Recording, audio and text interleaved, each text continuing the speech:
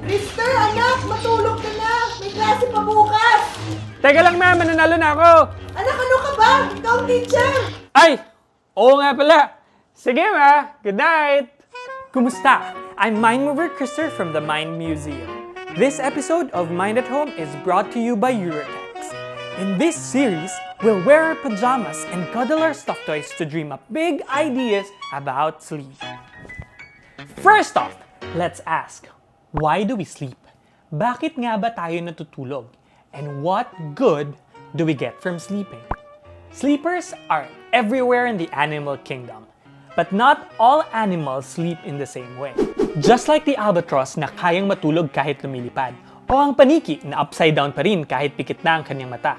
And the dolphin that sleeps with one eye open to make sure that they're safe against predators and don't drown in the open ocean.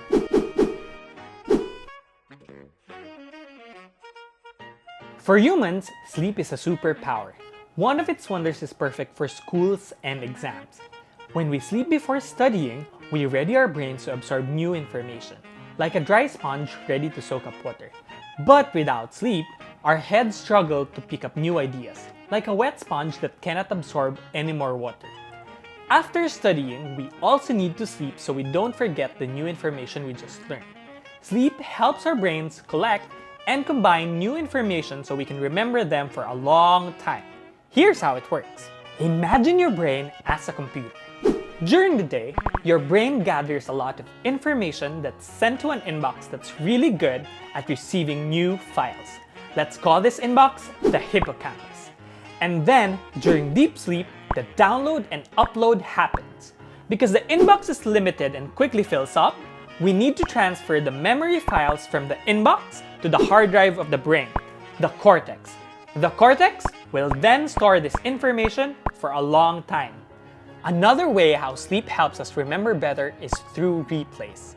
When we're learning new information, different parts of our brain light up in a certain pattern, gaya ng Christmas lights na kumukuti-kutitap kasabay ng tugtog. During sleep, these patterns are played over and over and over. And when this replay happens, our brain circuits rewire to make new and stronger connections that will save those memories. One more thing, sleep doesn't just save the information you have learned. It also connects other memories with it so we can come up with answers to our problems. So, if you can't answer that math question in your assignment tonight, sleep on it and try again tomorrow. No wonder sabi ng mga parents natin kapag may problema tayo, itulog mo na lang yan.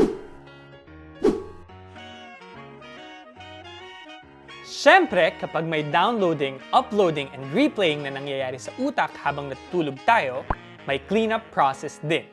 Ito ang isa pang benefit ng pagtulog. Like every other system in our bodies, our brains produce trash in the form of proteins. These toxic proteins can build up around brain cells.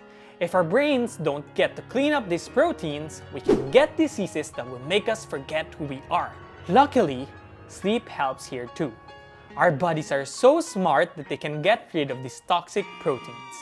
During sleep, clear, colorless fluids flow over our brains to flush out this trash. They go into our bloodstream, where it will be broken down and cleared out. Ang galing, di ba? Sleep empties our brain's recycle bins. All this talk about sleep makes me sleepy. I wonder what happens if you don't get enough sleep. I guess it's time to sleep on it so I can answer it tomorrow. Kaya tara, tulog na tayo!